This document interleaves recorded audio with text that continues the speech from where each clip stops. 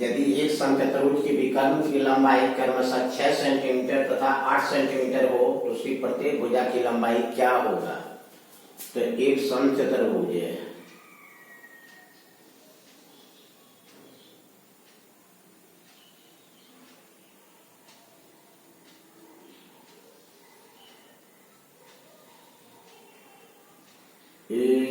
ABCD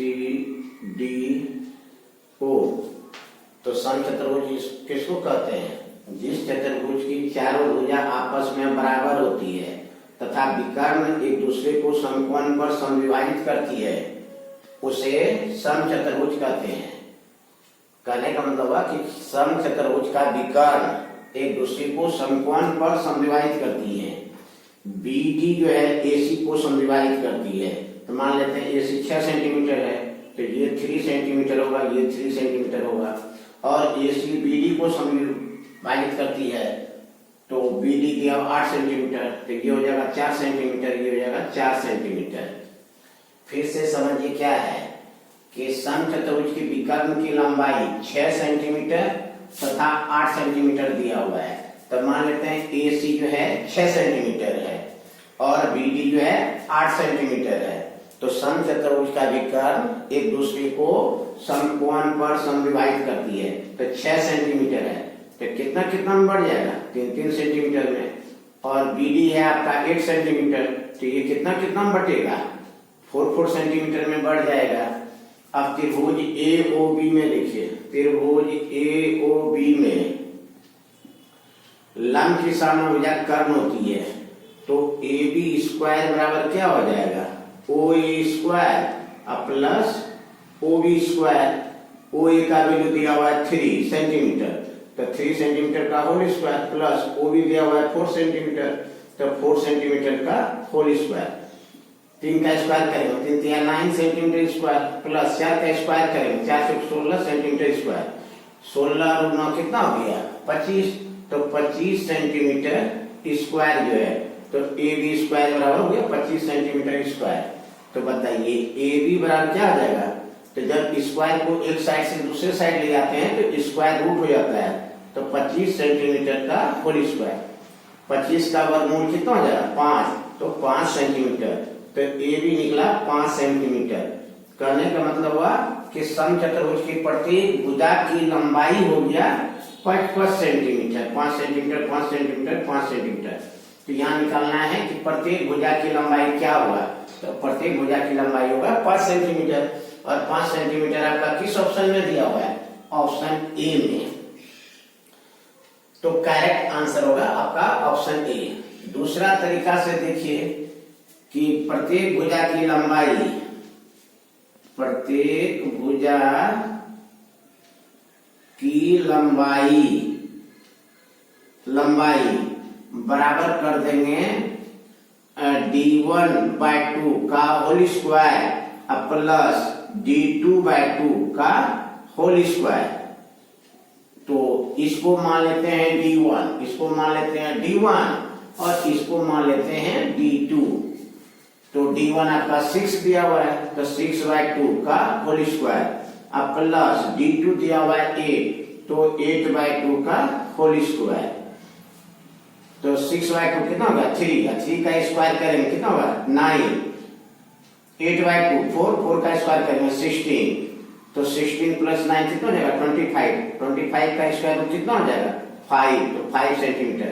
तो correct answer होगा 5 centimetre.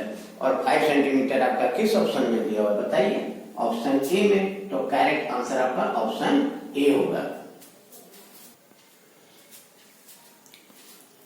दूसरा प्रश्न है कि यदि एक समचतुर्भुज की विकर्ण की लंबाई क्रमशः 12 सेंटीमीटर तथा 16 सेंटीमीटर हो तो उसकी प्रत्येक भुजा की लंबाई का वर्ग क्या होगा। तो समचतुर्भुज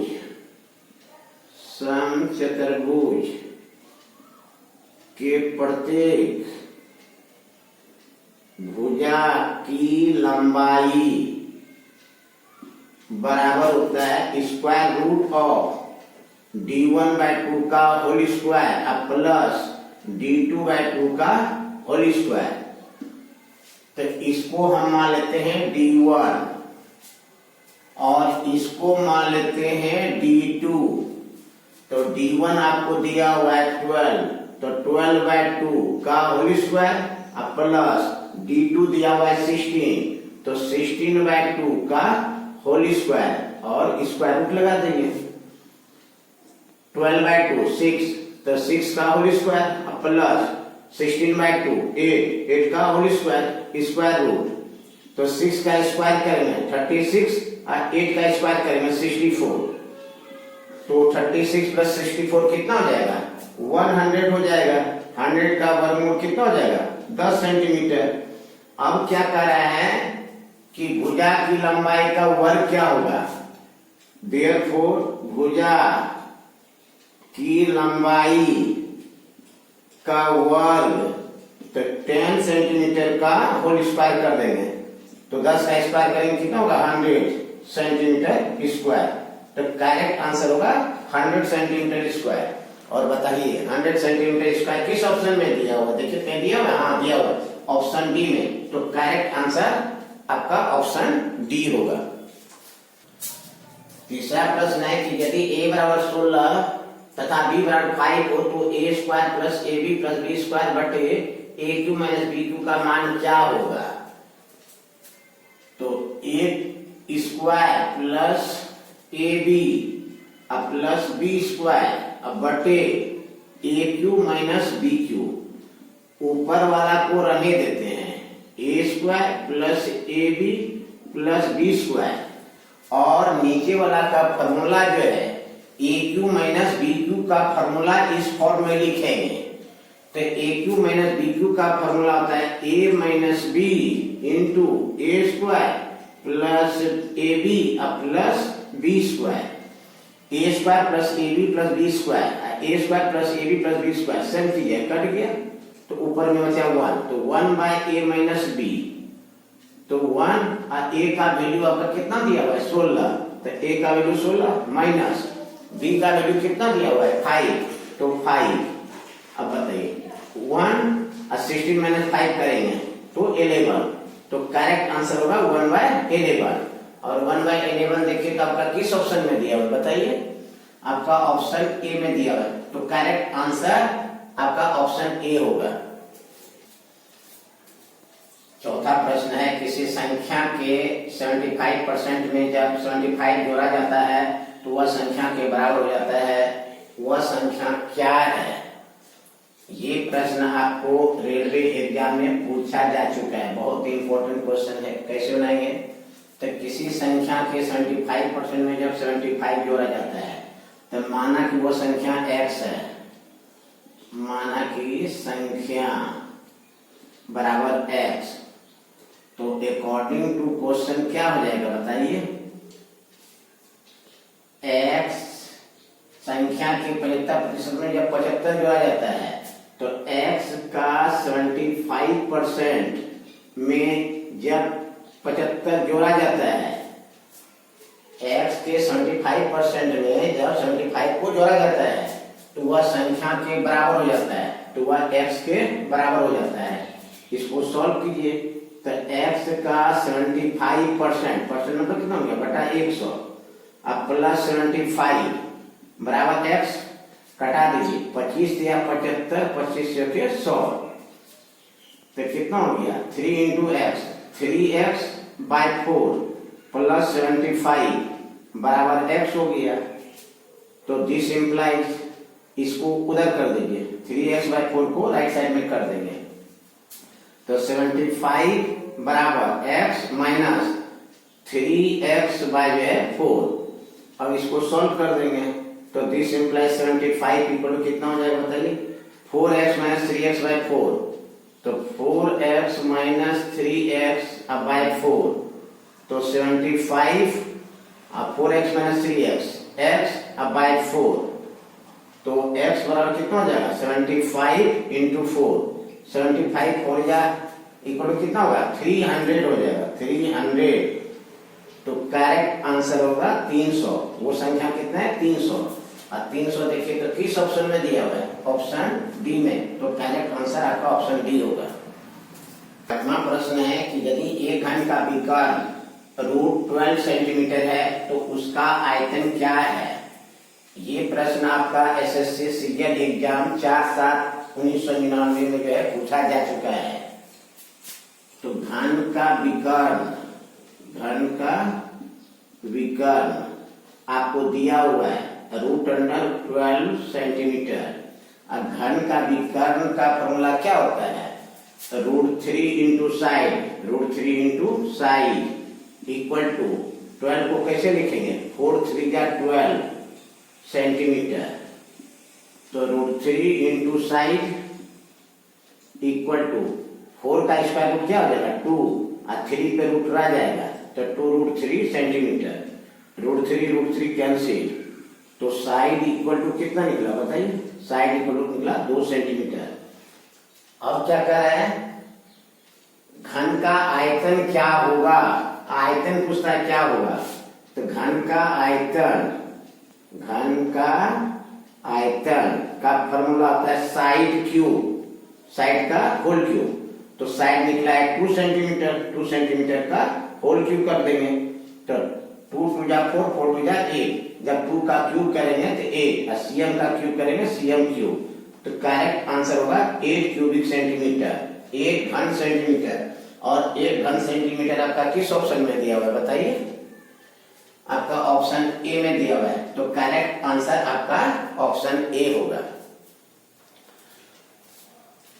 संलग्न आकृति में एक वृत्त त्रिभुज एबीसी की भुजा बीसी को पी बिंदु पर और भुजा एबी को क्यू बिंदु पर और एसी को आर बिंदु पर स्पर्श करती है।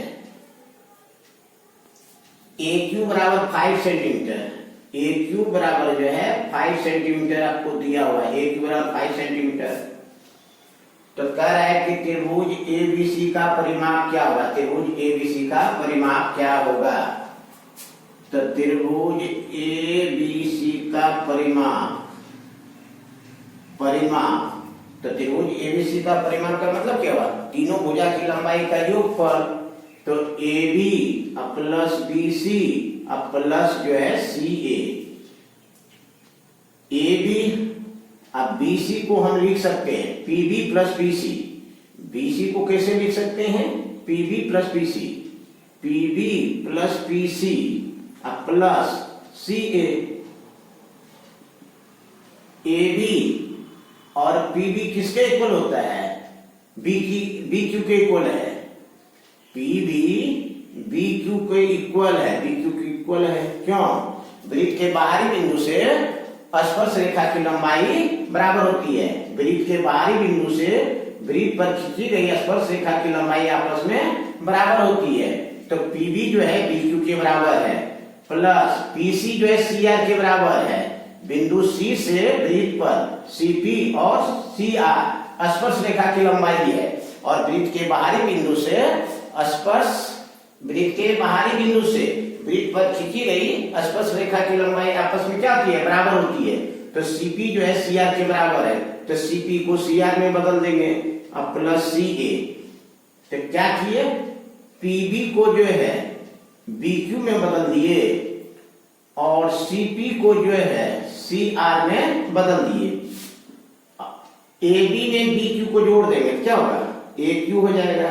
अब प्लस CA में CR को जोड़ देंगे तो क्या हो जाएगा? AR हो जाएगा। और AQ और AR किसके इक्वल है? AQ के इक्वल है।